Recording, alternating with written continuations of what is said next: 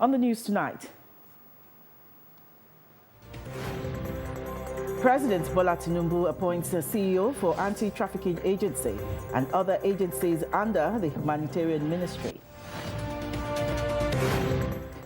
ECOWAS Defense Chief meet in Abuja promises to uphold regional democracy and security. Governor Babajide Sanwo-Olu launches coconut project to boost food production. And on the foreign scene, President Vladimir Putin accuses Ukraine of launching massive attack on Russia. These and more shortly.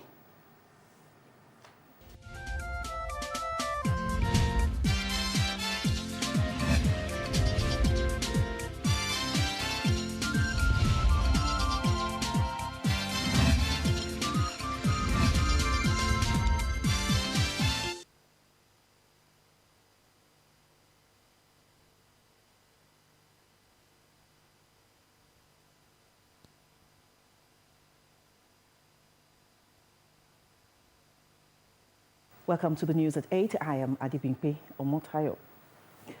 President Bola Tinubu has appointed 7 new heads of agencies and programs under the Federal Ministry of Humanitarian Affairs, Disaster Management and Social Development. A statement by the Special Advisor to the President on Media and Publicity, Ajuri Ngilale, the appointments are aimed at enhancing the effectiveness of humanitarian and social development programs. The statement said the appointees are expected to bring their expertise and experience to bear in discharging their duties, with a focus on ensuring that vulnerable Nigerians benefit directly from the administration's welfare programs. The statement also said the appointments are part of the administration's efforts to reconfigure its welfare programs to better serve the needs of Nigerians, especially the vulnerable. Now, Minister of Defense Mohammed Abubakar says the federal government will continue to formulate policies needed towards strengthening the armed forces of Nigeria to discharge its constitutional mandate of tackling the nation's security threats. Abubakar gave the disclosure while declaring open a 3-day 42nd ordinary meeting of the Economic Community of West Africa States Committee of Chiefs of Defense Staff in Abuja. He said the meeting is a crucial platform to collectively address the emerging security threats confronting the West Africa sub-region. He added that greater collaboration is needed within the region through shared intelligence and coordinated strategic approaches to combat the menace across the borders. This is one task that we must continue to support as allies.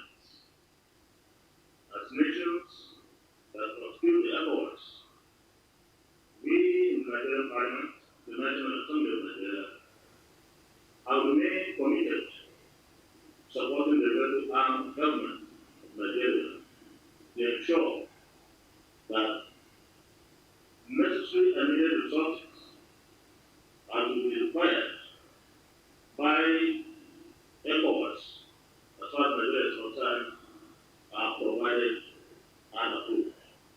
As we convene here today, we are reminded of the profound significance of our work, which is to ensure the security of our sub-region. Let me remind us all that the security landscape of West Africa is presently marked by both complex challenges and opportunities for cooperation.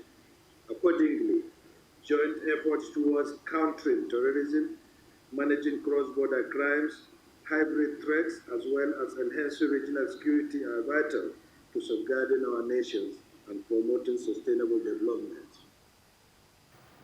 Chief of Defense Staff General Christopher Musa says the meeting will address the recent coup d'etat in some countries across the region, which negates the core mandate of the military.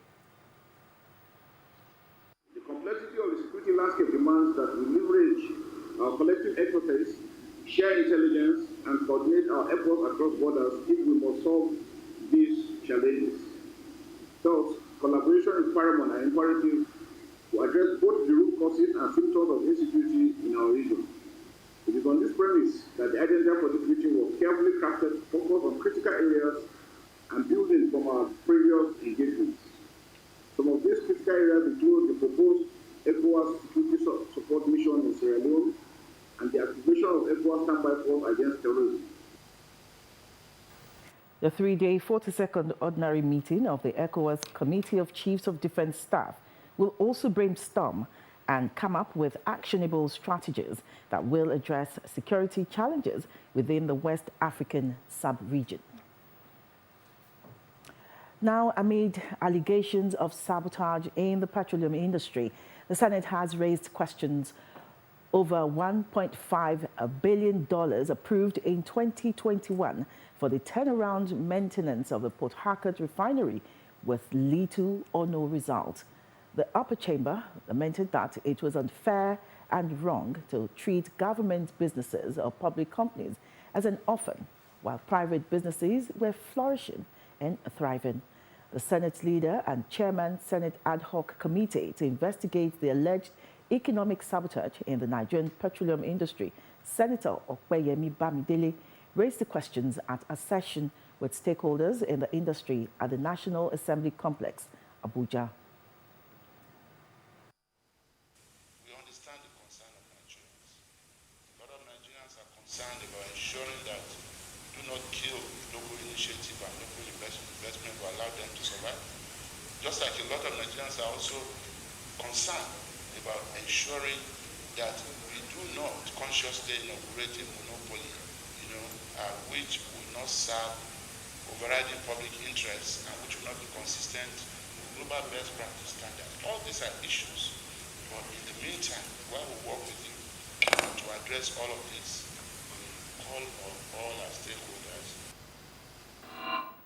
The interactive session was attended by Minister of Finance and Coordinating Minister of the Economy, Wale Edun, Group Managing Director, Nigerian National Petroleum Corporation Limited, Mele Kyari, Chief Executive, Nigerian Upstream Petroleum Regulatory Commission, Benga Komolafe, and Chief Executive Office, Nigerian Midstream and Downstream Petroleum Regulatory Authority, Farouk Hamed. This year beyond is positive, is strong. We expect the price of oil to stay relatively high, and so we must seize this opportunity. Amongst other things, we must seize this opportunity to maximize the whole oil and gas sector value chain. We are committed as a country, to ensuring that we'll complete the rehabilitation of those refineries so that we can reduce the level of import that we need, to be able to serve the needs of Nigerians. We're also committed to supporting Dangote refinery. We are committed to supporting the modular refineries, and we have been resolving whatever issues that are brought to our attention from time to time. There are rules, there are regulators. We follow the rules. Nobody will bring product into this country that doesn't meet specifications. If it does happen, it's crime. It couldn't have passed through any regulatory institution. It is impossible. We all know what happens. Smuggling does take place, and I'm happy that Customs Service is here. No one can deny that smuggling takes place across our border. Recall, the Federal Executive Council approved the plan by the Ministry of Petroleum Resources to rehabilitate the turnaround of the Port Harcourt refinery with a whopping sum of $1.5 billion under the administration of former President Muhammadu Buhari. Despite the huge investment, the government-owned refinery is yet to function effectively, a situation that compelled the country to depend almost entirely on the importation of petroleum products. Troops of the Nigerian Army have destroyed several illegal refining sites in Rivers and Bayelsa State in the Niger Delta region. The acting Deputy Director of 6th Division Army Public Relations, Lieutenant Colonel John Danjuma, in a statement says in the operations that ensued, troops identified several illegal refining sites in Rivers and Bayelsa State where several discoveries were made. In Rivers State, troops of Sector 3 Land Component Joint Task Force South Operation Delta Safe following credible intelligence identified and successfully destroyed 3 illegal refining sites at Odagwa in Eche local government area. Also at Akaso Field down to Carlson Channel around Well 9, troops discovered 1 illegal refining site, 3 receivers and massive connecting pipes traversing the terrain to convey stolen crude to illegal refining sites. Other items recovered at the illegal refining site include 1 fiber boat, 5 ovens, several metal drums, as well as massive reservoirs used as storage facilities. Former Senate Chief Whip Ali Ndume has apologized to the All Progressives Congress APC over his recent outburst about the presidency, which led to his suspension from office. Speaking to newsmen at a closed-door meeting with the APC National Chairman Abdullahi Ganduje at the National Secretariat in Abuja, Senator Ndume accepted his mistakes for not going to the party to air his views while standing by his words on the subject matter.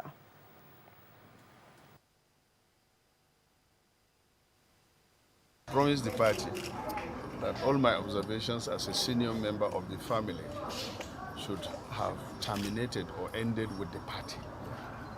And that is something that moving forward. But whatever I said or whatever I did was out of patriotism. And those issues may be said strongly, but they are true. But then I should have talked to the party as the last person.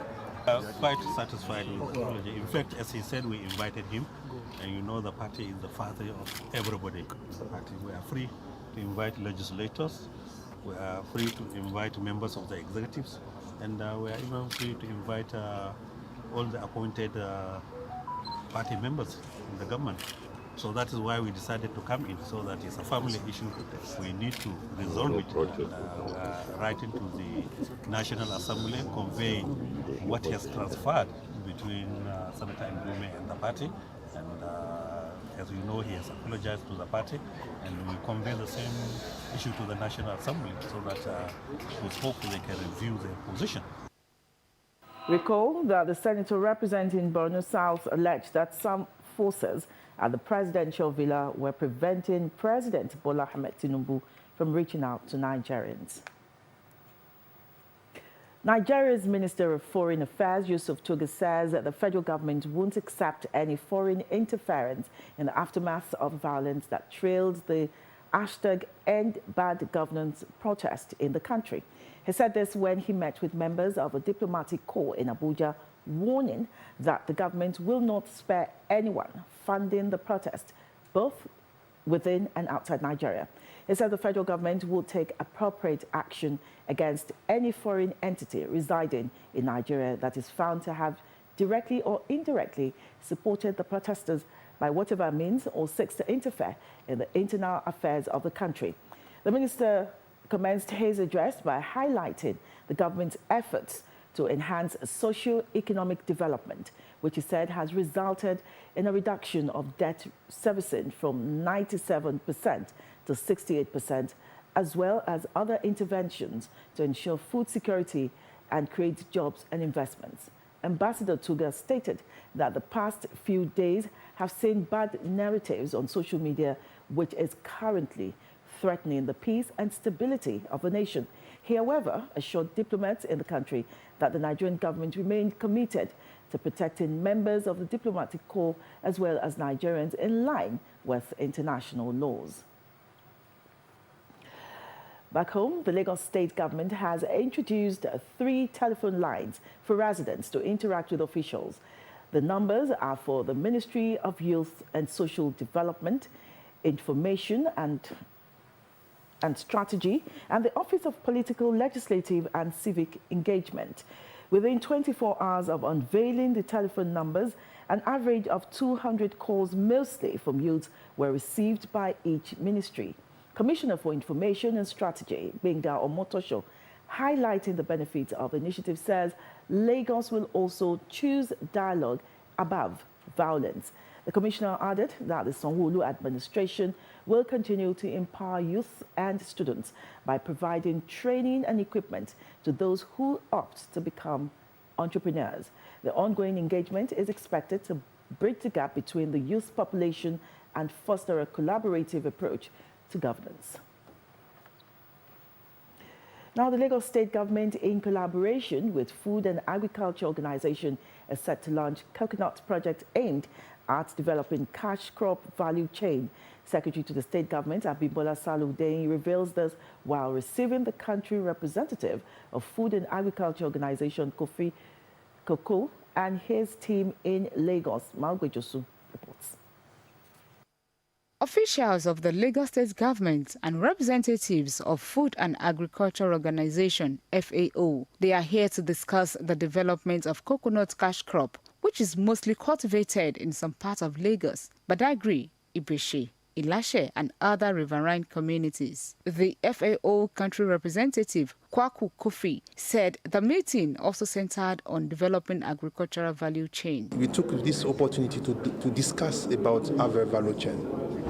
We discussed about cattle feedlots, how to develop that, very close to Lagos, how we can develop a ranch, how we can develop the cattle farms to allow huge production also, not only for Nigeria, but also to export out of Nigeria. We talk about fisheries and aquaculture here also, how we can strengthen our relations to develop that also, the sectors. We've just been told that we can plant over 200 million trees of coconuts from Badagry down to Ibejuleki.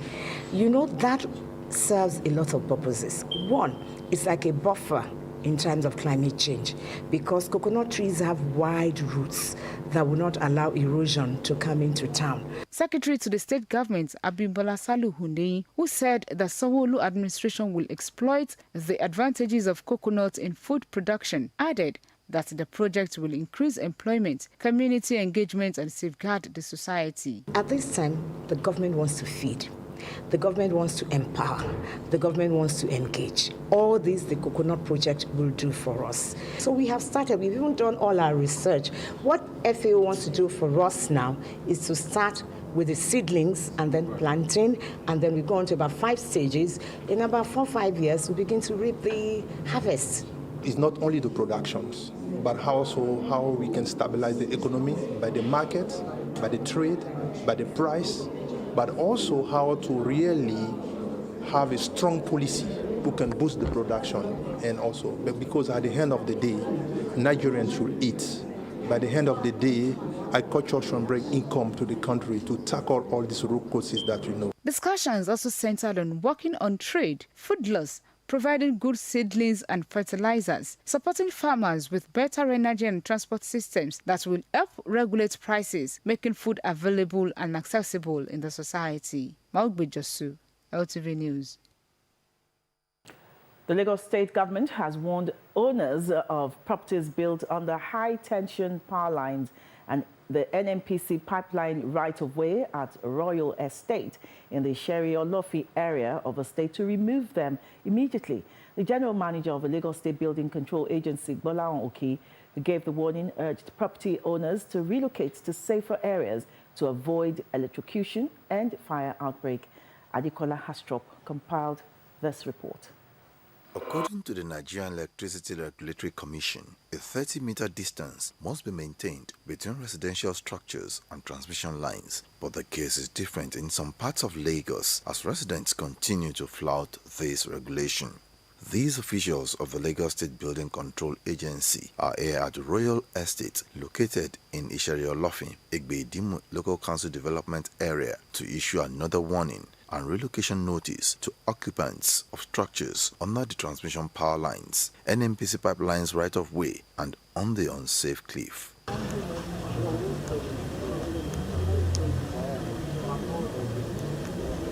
General Manager of the agency, Bolaon Oki, says flouting building regulations exposes residents to various forms of avoidable disasters. or key ones of the dangers of electromagnetic radiation associated with such practices, which threaten the safety of residents living close and violators of the state's urban planning laws. He further issued a firm directive to developers and property owners whose buildings are marked to relocate to safer areas or face demolition. Now, Governor Babajide Sanwo-Olu has mourned the passing of human rights activist and former chairman of the Nigerian Bar Association Ikeja branch, Adesina Ogunlana. Governor Sanwo-Olu, who described Ogunlana's death as shocking and a great loss to Lagos State, commiserated with the deceased family and the entire members of the NBA, particularly the Ikeja branch, over the death of a fearless and courageous lawyer. He said Comrade Ogunlana, who is referred to as Sherubawon by some of his colleagues, lived a fulfilled life by making positive impact in the lives of the ordinary people during his lifetime. Governor Sanwo-Olu also prayed for the repose of the soul of the dead and for God to grant the family and friends of the deceased the fortitude to bear the irreparable loss. May his soul rest in peace. Still ahead. Media experts advocate proper vaccination as Lagos State government marks World Hepatitis Day. That's in a moment. Stay with us.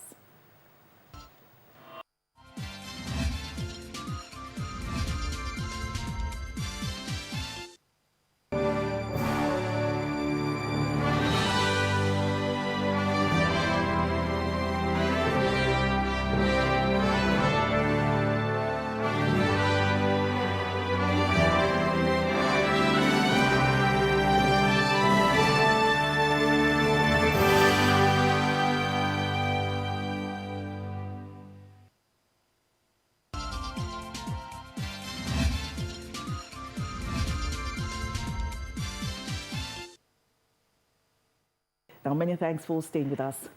Now, there is a need for government to invest in medical research and create biobank environment to boost Nigeria's health sector. A professor of hematology and transfusion medicine, Sulaiman Alani, highlights the importance of biobank. When you are talking about having a research institute, the biobank is a key infrastructure that must be put in place. You do not have an opportunity of collecting biological samples from research participants indefinitely. Every opportunity that an individual, a human being, gives you a biological specimen is a precious specimen, which you can use immediately, but there's always more research questions to be answered that you cannot think of as of present. So if you are able to keep those samples perennially, indefinitely, you can always be able to fall back on those samples to answer newer research questions based on what you have done before. Professor Alani also harped on the need for government to invest in power supply to ensure adequate preservation of specimens. And not be on the plate, because, like I mentioned to you earlier, any material from human being is a precious material. Today in Nigeria, it's a big problem trying to do blood banking in the sense that you need continuous power to be supplied to your deep freezers, deep refrigerated equipment. And once the power becomes, epileptic, you are probably not doing proper biobanking. He added that if properly funded, it will advance the knowledge of science in Nigeria. Nigerians have been encouraged to embrace the act of regular medical check to ensure early detection of hepatitis and other tropical diseases. This was emphasized during a symposium organized by the Lagos State government in commemoration of the World Hepatitis Day here in Lagos. Our health correspondent, Aminat Elegushi, has the details. Hepatitis remains a major health challenge that requires intervention, which includes awareness of the inflammatory disease. As part of activities to mark World Hepatitis Day, the Lagos State government organized this symposium to address challenges and throw searchlight on hepatitis prevention in Nigeria. Experts here say 9 out of 10 of the population are ignorant about the deadly disease. It is time for action. Hepatitis, a silent killer, lurks within the shadows. It is often undetected until it is too late. Millions worldwide bear the invisible scars of this insidious disease, their lives irrevocably altered. This is a crisis that demands our immediate and unwavering attention. It is a disease that we still need to make sure we have concerted efforts jointly as a government body, as private entities, as implementing partners, as community representatives, to make sure we combat it to a standstill. While calling for collaboration among stakeholders, experts highlight key indicators to arrest the spread of hepatitis. The modes of transmission of viral hepatitis is so similar to HIV, but there's no research evidence that is being transmitted through body sweat. But in the other means of transmission, we encourage them, especially this young generation, to ensure that they actually ensure they don't use unsterilized equipment. So we're ensuring that this young generation, they are our target, using the social media as a medium of creating awareness. To avoid what happened to me, because only few people survive this kind of situation. I have a friend that lost his life through this. So we should all check ourselves to start the necessary medical steps. Lagos State have taken drastic effort to make sure that all healthcare officers are screened and they are immunized. That's a wonderful step by the Lagos State government. And so a program like this that is held today is also a proof of Lagos State government effort at preventing and eradicating hepatitis in Nigeria. Due to the large number of undiagnosed people carrying the disease, the consensus here is to have more advocacy, campaigns, and dissemination of adequate information about hepatitis in order to eliminate the disease. Aminat Elegushi, LTV News. Away from health matters, the Joint Admissions and Matriculation Board has given all tertiary institutions in Nigeria 1 month to disclose all admissions conducted outside its central admissions processing system prior to 2017. Jamb Public Relations Officer Fabian Benjamin was speaking at a press briefing on behalf of the board's registrar, Professor Ishaq Oloyede, in Abuja. Benjamin says the directive is aimed at enhancing transparency and fairness in the admissions process, and the move is to curb illegal admissions and falsification of records. All institutions should now or never disclose all candidates illegally admitted period to 2017 whose records are in their system within the next 1 month beginning from August 1st, 2024. And any admission purportedly given period to 2017 will no longer be recognized or condoned unless disclosed within this 1 month window. Recorded age is dangerous, inimical, unnecessary. Only those below 16 will not and should not be admitted according with the decision of the 2024 policy meeting. Meanwhile, the board expresses concern over the new trend of a strange admissions practice labeled daily part-time by certain polytechnics and top-up by some universities, urging higher institutions to desist from this method of admitting students. Now, the Lagos State government has assured of its commitment to promote acquisition of skills and vocational training for economic empowerment. Commissioner for Tertiary Education, Tolani Sule, gave the assurance at the Lagos State Agency for Mass Education Literacy Economic Empowerment Strategy Initiative. Ikorodu Bureau Chief Adeshegun Igop reports. The Lagos State government is making skills acquisition and vocational training accessible for all and promoting literacy through empowerment strategies. Commissioner for Tertiary Education, Honorable Tolani Sule, at the Lagos State Agency for Mass Education Literacy Economic Empowerment Strategy Competition, LEAS, attests that the step is to provide equal opportunities to acquire skills and knowledge needed to thrive. government must promote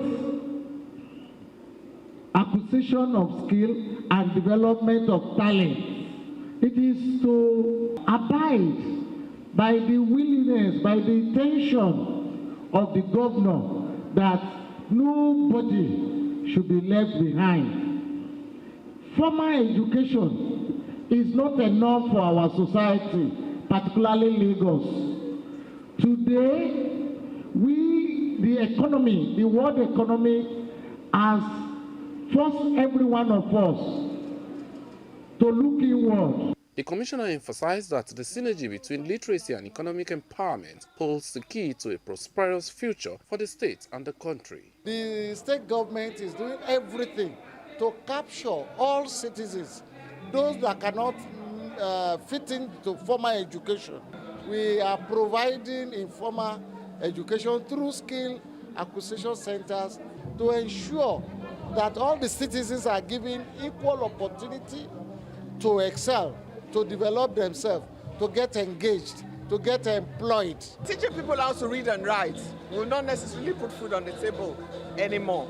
And so we need to teach them skills. We need to train them in different trades that can empower them economically and make them have enough money to feed their families and at the same time pay their taxes and develop their communities. With the introduction of the Lease Initiative, Lagos State is coming first in its implementation. We also want to encourage those who are still out there, who are unskilled, to come to our vocational training centers and learn these skills free of charge. Now, this is actually to encourage them to learn that skill. No discrimination. As long as you reside in Lagos, come and learn for free of charge. You can see that it's not just training anymore. They are now being empowered to be able to set up their own businesses, reduce poverty in the state, and also provide employment for other people, because we expect it to be a TOT thing, train the trainer. We have trained them, they are going to train more people. The trainees acknowledge that they have been equipped with skills they need to make a living. I am ready to train others so they can benefit from it. The government has done well for those that are not literate to support themselves. This is very good. It is helping us to be independent, to help others and be employed. With this development, the Lagos State government is driving economic growth, tapping into full potentials of human resources. Adeshegun Igop, LTV News. Now, the Lagos State Commissioner for Youth and Social Development, Mobolaji Ogunlende, has reassured of government's commitment to creating an enabling environment that promotes youth and social development services that gives succor to the vulnerable. He gave this reassurance during his visit with other government officials to the Youth Leadership Camp for students at Meron Model College. We have details in this report. As youth are essential to human interaction and development efforts, they need to be continually trained in order to build a strong society that will continue to respond to conflict and other emergency situations with required professionalism. Part of such efforts is this Youth Leadership Camp for Students, a collaboration between Nigerian Red Cross and the Lagos State Government through Ministry of Youth and Social Development. With this year's theme, Keeping Humanity Alive, the program provides students opportunity to build relationships, have passion for community service projects, and develop leadership skills. As a youth-based organization, the Ministry of Youth and Social Development is a coordinating agency. We also have a link with the Ministry of Basic Secondary Education. Majority of our volunteers are all of school age. As emergency responders, we collaborate with LASEMA, an arm of the Ministry of Special Duties and Intergovernmental Relations. Join a voluntary organization where they can harness their strength, their knowledge, and also impact humanity. Because when they join organizations like the Red Cross, it's easier for them to play a role in nation building. Because as we have here, a good number of our volunteers are youth, and they are all emergency responders. They are trained on first aid, and they are equally trained on some other areas like on climate change and other related activities that leads to humanity. This event featured interactive team-building activities, inspiring talks from experienced humanitarian leaders, and on first aid training and community service projects. This is also a testament, to what we are trying to emulate in Lagos, where we need to be our brother's keeper, where we need to be good citizens of Lagos, where we need to continue to foster inter-community development. Our Governor Babajide Olusola Sanwo-Olu, our Themes Plus agenda, as you are aware, ultimately is to leave no one behind. And we've also used this to demonstrate that as youths, when we come together to stand on a collective effort, it is always a resounding goal. It's a program that is encouraging to the youth, encouraging to deliver services, encouraging to allow you to have sense of belonging. You know what you are doing. The whole world is looking at them. Red Cross is not limited to Nigeria alone. It's a world-class society. And for them, if you are to rate Nigerian Red Cross, especially Lagos branch, you will say that their performance is second to none. Commissioners and permanent secretaries were thereafter decorated as patrons and matron of the Nigerian Red Cross Society. The Commissioner of Police, Lagos State Command, Adegoke Fayode, said officials of the command have apprehended some suspected armed robbers in Agoro Street, Mushin. Fayode, who revealed this to newsmen while parading the suspects, also highlighted items recovered from them.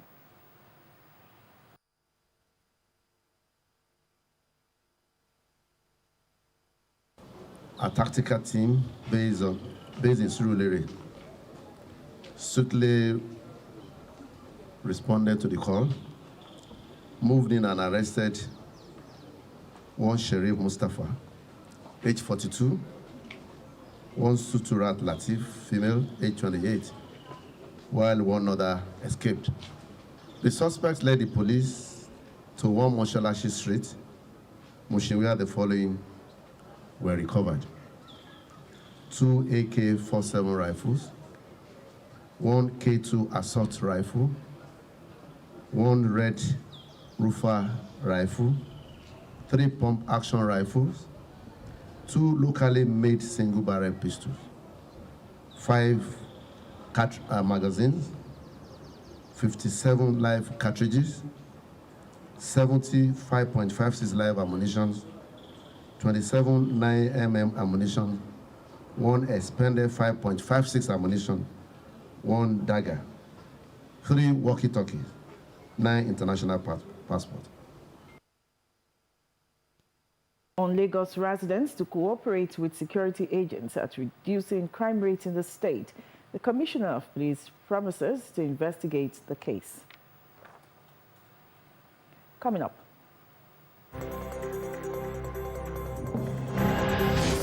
Experts call for more collaboration for aviation infrastructure development. That's in business news. Join us again.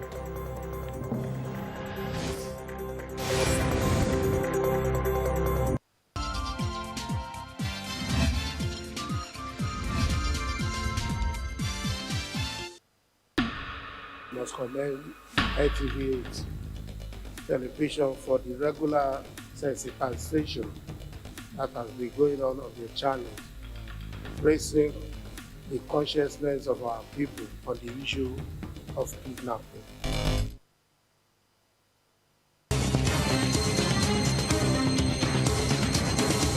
On Business News Tonight, the Airline Operators of Nigeria has applauded a federal high court judgment that nullified the bid for Nigeria Air. In a statement signed by the chairman of the aviation body, Abdulmunaf Sarina, he described the entire process of approving and unveiling the national carrier as a fraudulent scheme aimed at crippling domestic airlines and handing over Nigeria's aviation market to Ethiopian Airlines. The AON expressed gratitude for the August 5 ruling by Justice A. Alagua, which declared the sale shares belonging to Nigeria Air to Ethiopian Airlines illegal. The court found that the government's action violated several laws, including the Companies and Allied Matters Act, Securities and Exchange Commission regulations, and other aviation, investment, and procurement status. The court also invalidated the entire bidding process and ordered the revocation of Nigeria Air's air transport license, permanently barred the former aviation minister and Ethiopian Airlines from further involvement in the project.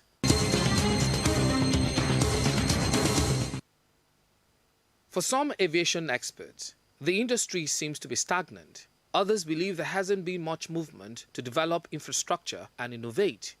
The conversation here is about aviation industry, changing times, changing strategies. These experts say aviation is business and should stop the culture of working in silos. How do we sustain Nigerian aviation? What I think I need for us to convey Nigerian Aviation Economy Summit. Economy Summit where we have investors coming in.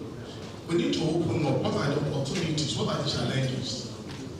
I think it's very, very important. We cannot continue to stand alone. There is no better time than now that we don't have these funds.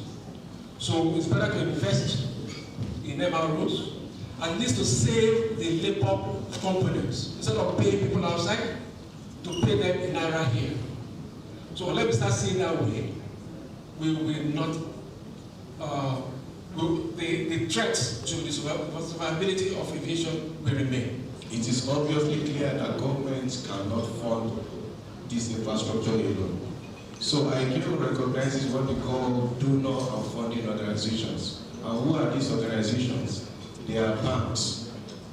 They are big corporations that are using aviation to move their people. I believe for us to be able to attend to this infrastructural deficiency that we have, we need to reach out. We need to reach out to some of these banks. We are moving their people. Some of these big organizations, we are moving their people.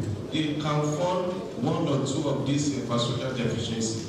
The need for collaboration and consolidation was also emphasized. There are things that we are not learning, that we are replicating on a daily basis. And one of those things we need to look at is for us to innovate whatever that we are doing in the industry. For instance, I talk about cargo now. You know, as an airport, for instance, even an airline, strategic collaboration that you mentioned, which I also mentioned when I do my presentation, is the fact that is it a problem for an airline or an airport to collaborate, or is it a problem for an airline to collaborate? It is not. We need to reduce our risk exposure. We need to be able to share resources. And these are common resources. At the end of the day, it's the same thing all of us are doing, but we have different expertise. Let us share the expertise so that we can reduce our costs at the end of the day. So, need for us to look inward. Need for us to collaborate, consolidate, and stand. And I also need again for us to have this economic summit where we tell ourselves the truth. Banks want to lend money. Airline, my friend, want to sell. So why are they not willing to cooperate or to do business with the aviation industry? The question begging for answer is, how long will stakeholders in the industry continue to allow rot and decay be the dominant conversation in the sector before it embraces innovation and collaboration that will bring about growth and development? Only time will tell. Joshua Murakinyo, LTV News, Lagos.